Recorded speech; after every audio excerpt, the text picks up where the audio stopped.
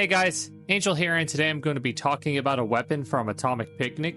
The reason I'm choosing weapons to be one of the first things I talk about after my feedback video, it's pretty simple. You really only get to choose to bring 3 things with you during every run. Your character, your weapon, and your devices.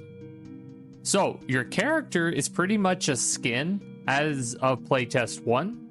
So, I don't really want to talk about that because you're kind of only talking about the aesthetic, and I'm going to wait till we get more on the character stats and skills before I go more into that one. The devices are something I need more time to think about. It's not that there's not stuff to talk about, it's that there are a few of them that need more work, or at least some feedback that I need to work through before I want to make a video about them. So that really only leaves one choice, and that's weapons. That makes the topic easy to understand, but we have to figure out what weapon will I talk about first. And I think it's a really easy choice. We're going to talk about the gun that I told everyone is the baseline gun for Atomic Picnic, the assault rifle. But first, if you are enjoying the Atomic Picnic content that I've been putting out, please remember to hit that subscribe button. The support really does help me keep making more videos, and it does motivate me to keep thinking of other ideals for future content. Now, let's get straight into the video.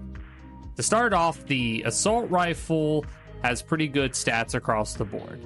Its damage per shot is pretty nice. The fire rate is good. The range is the best part of the gun. It is a good medium to almost perfect long range. It's maybe like 25% under the sniper rifle's max range, which is pretty insane.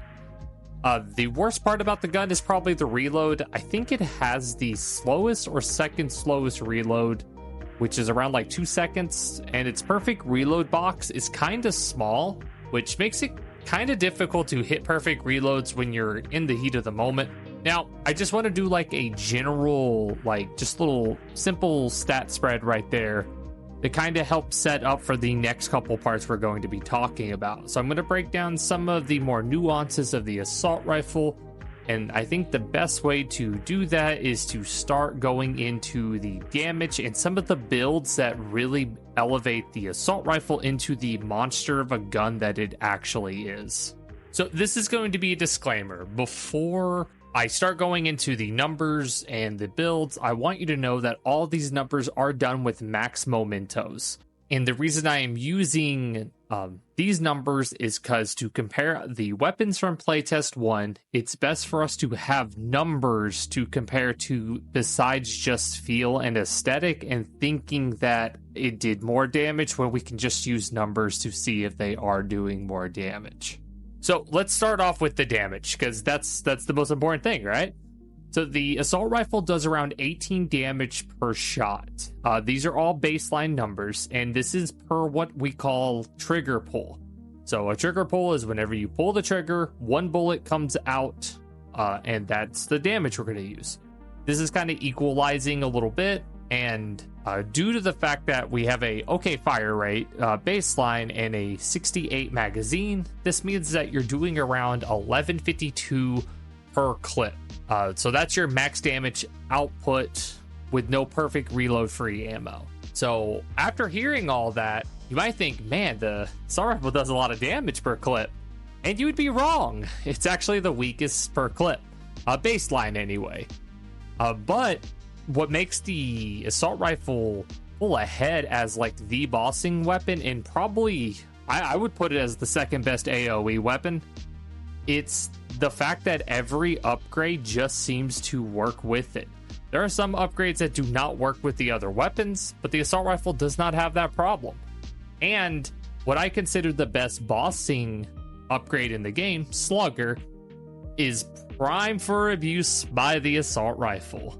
So I guess to explain why I guess the assault rifle is good, you have to know why Slugger is good. So I gave you the damage numbers for the assault rifle's per clip damage. So Slugger does around 70 or it's 55 damage at level 1, and then it caps out around 145 at level 4. You get like a 16% proc chance with your max mementos that goes up to 21, and then you can get temporary upgrades as well. So with just the 16 base, I'm not even going to use the memento for the math here, you're probably going to see around 10 procs out of your 68 mag size. So this is very low. This is like the weakest you're going to see with a level 4. You are going to be doing around, let's see, hold on, I'm really bad with math here, but I think it's 1448 for the damage, which brings your max clip side up to like 2550 per clip, with like the minimum amount of procs at a 16% chance. That's so much damage that the closest, or the next closest gun is the sniper rifle at like 1536. Even if you have Slugger on any of the other guns, they don't get that close. Like Slugger only adds maybe a couple hundred to the other guns. For the assault rifle, it's like double. And anyone that uses level 4 Slugger will tell you, you're probably proccing like half your clip, or at least 20 shots. So you're looking at almost 3,000 damage on average. And we had one guy that was doing 1,200 per crit on Slugger. And so that was more than the average clip size per Slugger shot. So it's just crazy. And because of that, it just makes it the best bossing weapon. And I'm going to talk about the AoE in the max size, because I feel like the max size is what makes the AoE so crazy. But that's kind of why it's so good. And so it scales with the crit one because of, you know, Slugger. But even without Slugger, it still does just a lot. Like the fact that it's consistent damage, it has a good fire rate, the perfect reload's a little off. It just makes the damage output probably more consistent than the other weapons, and a lot easier to hit most of your shots due to the consistency of it. So I'm going to jump over to the next part, which will be the magazine size. So we'll jump over there and talk about like the AoE of the weapon and why the magazine size really adds into the extra parts of damage that this gun just puts out. So the max size of this weapon is 68, which puts it not only as the biggest baseline, it's the biggest one by, I think it's times 4. It's at least times 3. The next one's the grenade launcher at like 17 or 16. So a lot of the upgrades will naturally increase your magazine capacity by like 10% here, 10% there.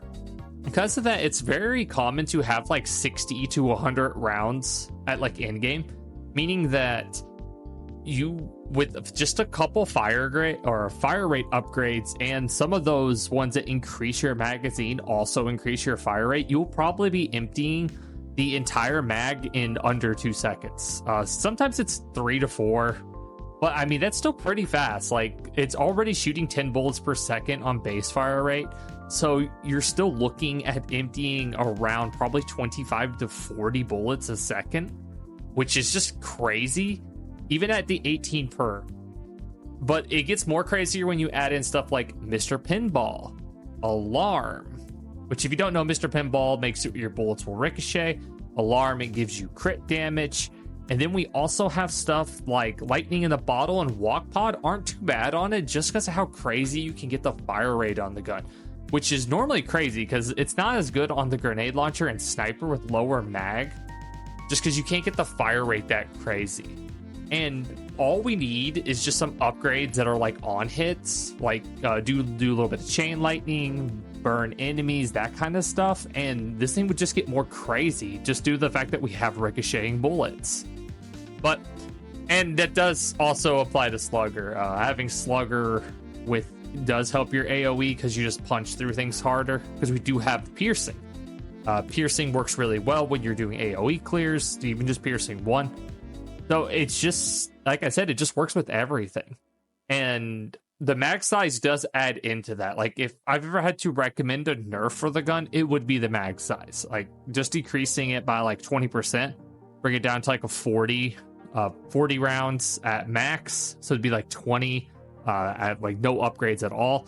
That would be the harshest thing you could do to this thing to put it in like a damage perspective. but I feel like it's not overpowered because it works with everything. I feel like it's overpowered because of the environment and what we have access to in playtest 1. Talk about a little bit of the bad. So the reload on this gun, in my opinion, is the only downside of the gun. And it's not atrocious. Like, I'm using downside in like air quotations here.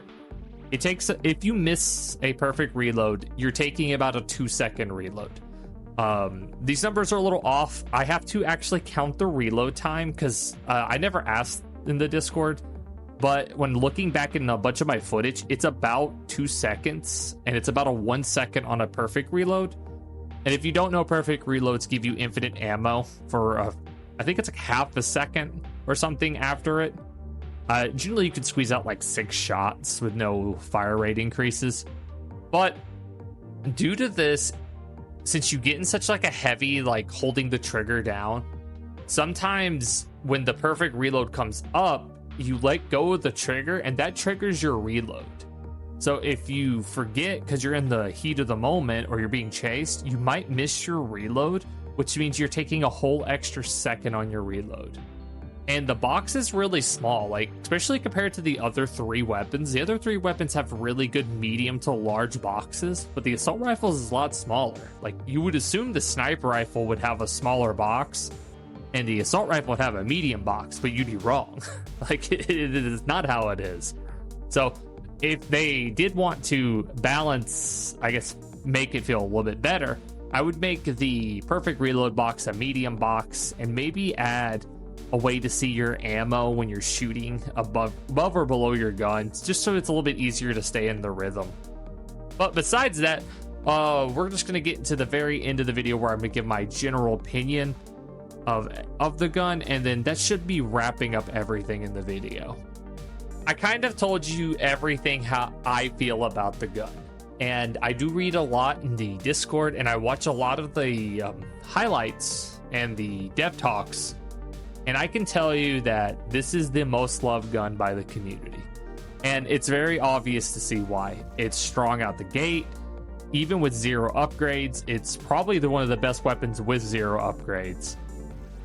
And on top of that, it's only, even with max upgrades, it really only loses to one other weapon in wave clear.